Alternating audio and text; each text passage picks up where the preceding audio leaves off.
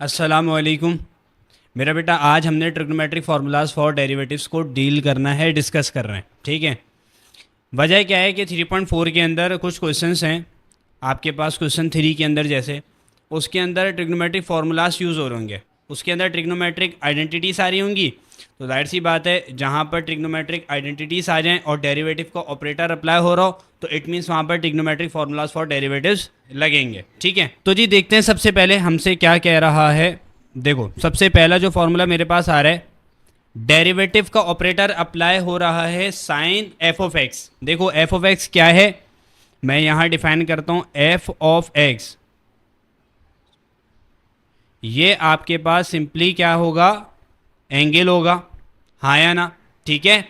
अब होता है क्या है, आप क्या करते हैं, आप सिंपली एक काम ये करते हैं कि आपने कॉस और जो भी एंगल है, बात क्लियर हो रही है, जो भी एंगल है वो एज इट इज़ लिख दिया, लेकिन दोबारा डेरिवेटिव अप्लाई करना होता है किसके ऊपर मेरे बेटा, दोबारा डेरिवेटिव अप्लाई होता है एंगल के ऊपर। बात समझ आ रही है। साइन एफ ऑफ एक्स का जवाब क्या होता है कि आप सबसे पहले तो कॉस एफ ऑफ एक्स लिखते हो, ठीक है। उसके बाद आपने क्या लिखा, साइन एफ ऑफ एक्स का कॉस एफ ऑफ एक्स हो गया, लेकिन दोबारा डेरिवेटिव लगाते हैं किसके ऊपर, एंगल के ऊपर। बात क्लियर हो रही, हाँ या ना। यही काम सारी ट्रिग्नोमेट्रिक आइडेंटिटीज के साथ होगा। अब इसकी एग्जांपल सबसे पहले तो देखो भाई, साइन 3x के ऊपर डेरिवेटिव अप्लाई हो रहा है, ठीक है। साइन 3x के ऊपर डेरिवेटिव अप्लाई हो रहा है तो सिंपल हमारे पास आंसर क्या निकलेगा मेरा बेटा, मेरे पास आंसर आएगा, सबसे पहले तो मैंने लिख दिया कॉस 3x, ऐसा ही होगा। उसके बाद मैंने क्या किया, डेरिवेटिव का ऑपरेटर अप्लाई हो जाएगा, डेरिवेटिव अप्लाई हो जाएगा सिंपली किसके ऊपर, आपके पास 3x के ऊपर।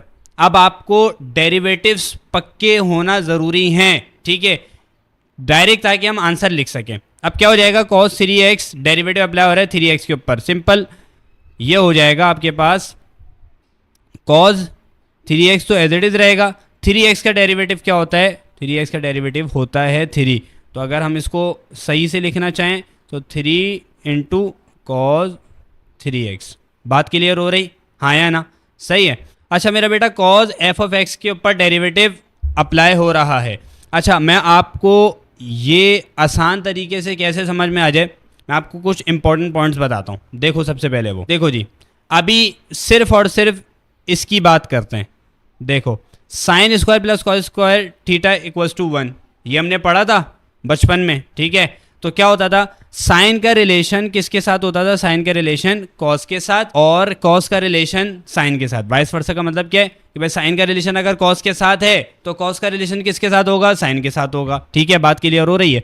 अब ये चीज देखो, देखो भाई, एक बात इन्होंने यहां लिखी भी है मेरा बेटा, ऑल ट्रिग्नोमेट्रिक फंक्शंस, जितने भी ट्रिग्नोमेट्रिक फंक्शंस आएंगे अगर वो सी से स्टार्ट हो रहे हैं, किससे स्टार्ट हो रहे हैं, सी से, whose derivative having negative sign.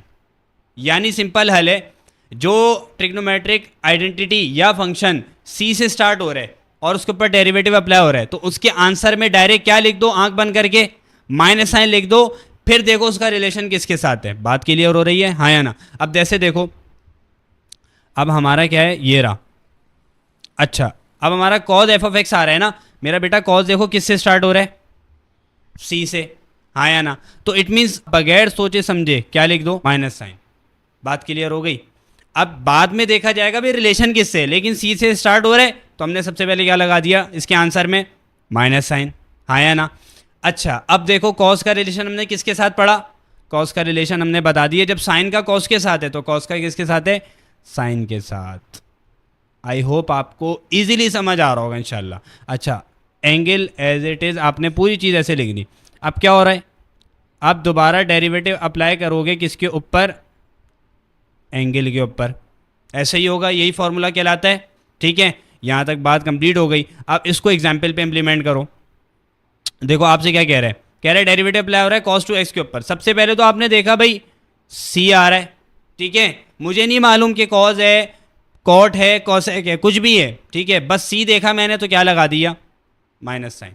ठीक है, अब क्या करूंगा, अब कॉस का रिलेशन किसके साथ है, साइन के साथ है, तो एज इट इज़ आपने ऐसे ही लिख दिया, सही है। लेकिन बात यहाँ पर ख़त्म नहीं हुई, आपने दोबारा क्या किया, दोबारा डेरिवेटिव अप्लाई करोगे किसके ऊपर, एंगल के ऊपर, हाँ या ना, बात समझ आ रही।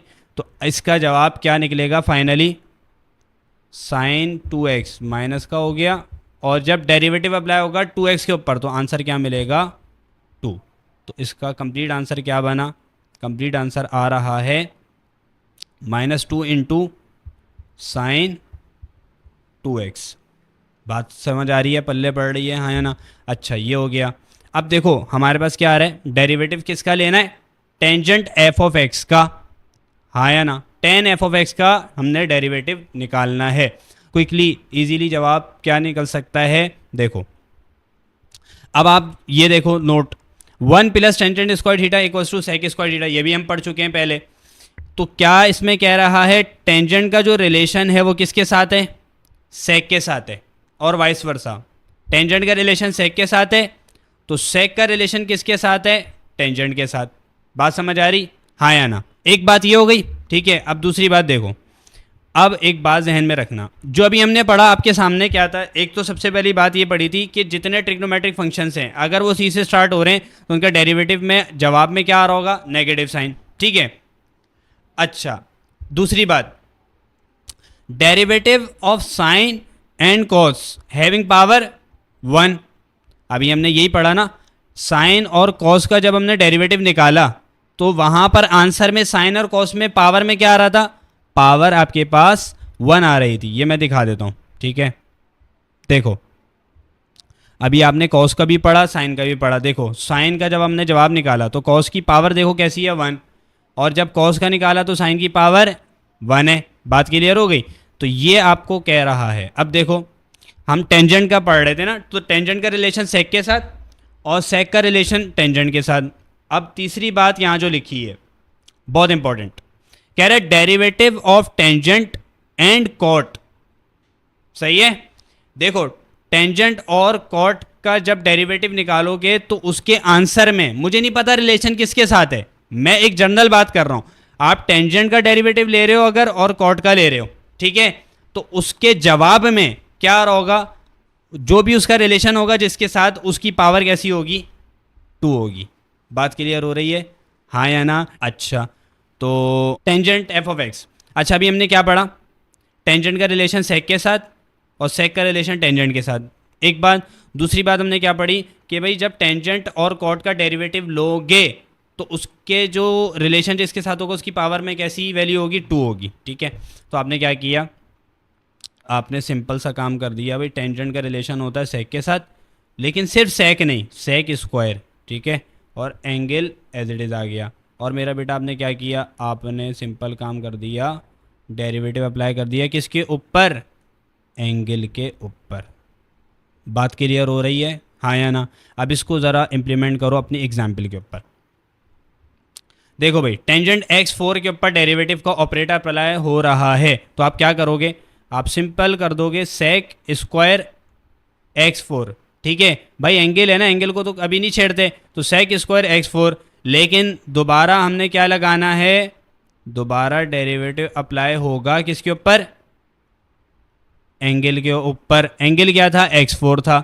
अब इसका जवाब क्या निकलेगा, जल्दी से बताओ, sec square x4 derivative of x4 will be 4x3। Power formula for derivative लगाया, वो रट्टा लगा होना ज़रूरी है, ठीक है।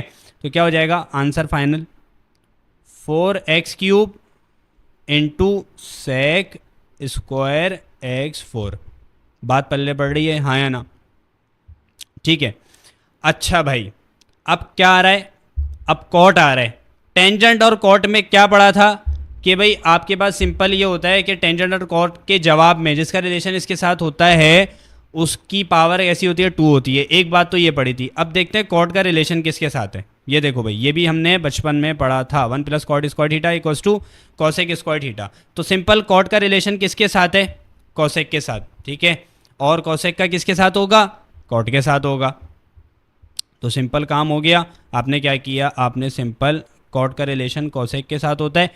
अब एक और चीज़, यहाँ पर कॉट में किससे स्टार्ट हो रहा है, सी से स्टार्ट हो रहा है, तो भाई आंसर में माइनस तो आएगा। ठीक है, आसान हो गया। अब क्या करना है, सिंपल काम ये करना है, कोसेक का स्क्वायर लिखोगे। वजह क्या है, टेंजेंट और कॉट के जो डेरिवेटिव में पावर आती है वो क्या आती है, 2 आती है, और सी से स्टार्ट हो रहा है तो माइनस साइन, और कॉट का रिलेशन किसके साथ है, कोसेक के साथ है, तो minus cosec square F of x, लेकिन दोबारा डेरिवेटिव लगेगा किसके ऊपर, दोबारा डेरिवेटिव अप्लाई हो रहा होगा एंगल के ऊपर। अच्छा अब देखो एग्जाम्पल इसकी, कॉट एक्स क्यूब है ना, तो आपने क्या किया, आपने एक तो सी से स्टार्ट हो रहा है, माइनस साइन आ गया, कॉट का रिलेशन किसके साथ होता है, कोसेक के साथ होता है, और इसकी पावर कैसी होती है, स्क्वायर, तो ये सिंपल एज इट इज़ आ गया। और क्या करोगे, डेरिवेटिव दोबारा लगाओगे इसकी पावर के एंगल के ऊपर। ठीक है, डेरिवेटिव दोबारा एंगल के ऊपर, तो क्या जवाब निकलेगा क्विकली देखते हैं। सिंपल इसका जो जवाब है वो क्या निकलेगा, minus cosec square x cube, derivative of x cube क्या होता है, 3x स्क्वायर। सही है भाई, तो आपके पास क्या आया, -3x square into cosec square x cube. ऐसा ही है, हाँ या ना, सही है, ये भी हो गया। अच्छा अब सेक का जवाब क्या होगा और कोसेक क्या क्या होगा, देखते हैं जी। एक बात तो ये तो क्लियर है कि भाई सेक का टेंजेंट के साथ था रिलेशन, और कोसेक का किसके साथ है, कॉट के साथ, ये बात तो पढ़ने की ज़रूरत नहीं है। ये चौथा पॉइंट देखो, कह रहे derivative of sec and cosec. ठीक है, सेक और कोसेक का जो डेरिवेटिव है वो क्या होगा, इन फॉर्म ऑफ प्रोडक्ट होगा। सही है, सेक और कोसेक का जो डेरिवेटिव है वो इन फॉर्म ऑफ प्रोडक्ट होगा। वो मैं क्लियर करता हूँ कि क्या है।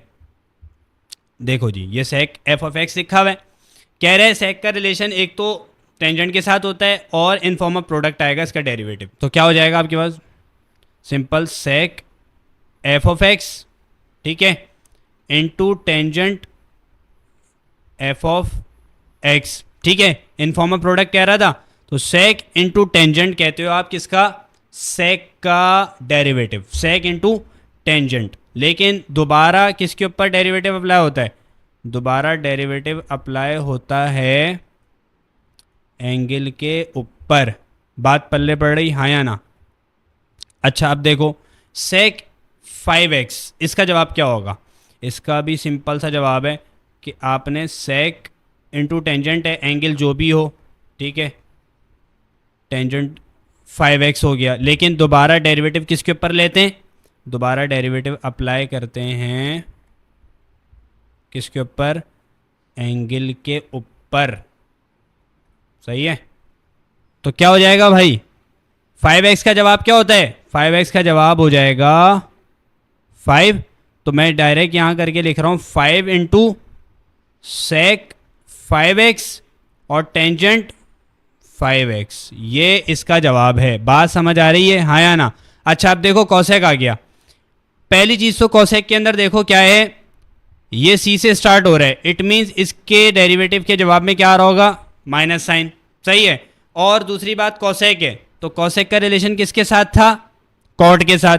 बात क्लियर हो गई। दूसरी बात, अब तीसरी बात क्या है कि आपको मालूम है derivative of sec and cosec having in form of product, product की फॉर्म में इनका जवाब आ रहा होगा। जैसे हमने सेक का निकाला सेक इंटू टेंजेंट, तो कोसेक का क्या हो जाएगा, माइनस कोसेक इंटू कॉट हो जाएगा। ठीक है, तो क्या हो गया, minus cosec angle as it is into cot हो गया। ठीक है जी, और डेरिवेटिव दोबारा आपने लगा दिया किसके ऊपर, दोबारा एंगल के ऊपर। बात समझ आ रही, सिंपल सा हल है। एक तो सी से स्टार्ट हो रहा है तो माइनस साइन, ठीक है, और कोसेक है तो रिलेशन किसके साथ होगा, कॉट के साथ। तीसरी बात, इन फॉर्म ऑफ प्रोडक्ट आएगा, तो cosec 2x into cot 2x। ठीक है, लेकिन बात यहाँ पे ख़त्म नहीं हुई, दोबारा डेरिवेटिव किसके ऊपर, दोबारा डेरिवेटिव 2x के ऊपर, यानी एंगल के ऊपर। तो फाइनल आंसर क्या मिलेगा, फाइनल आंसर आ रहा होगा minus cosec 2x cot 2x into 2x का जवाब क्या होता है, 2x का जवाब 2 होता है, सही है। तो आपने क्या किया, इसका final answer -2 into cosec 2x into cot 2x, ठीक है। तो इस लेक्चर को कम्प्लीटली आप दोबारा से वॉच करो ताकि इन फॉर्मूलाज की प्रैक्टिस इजीली हो जाए, ठीक है।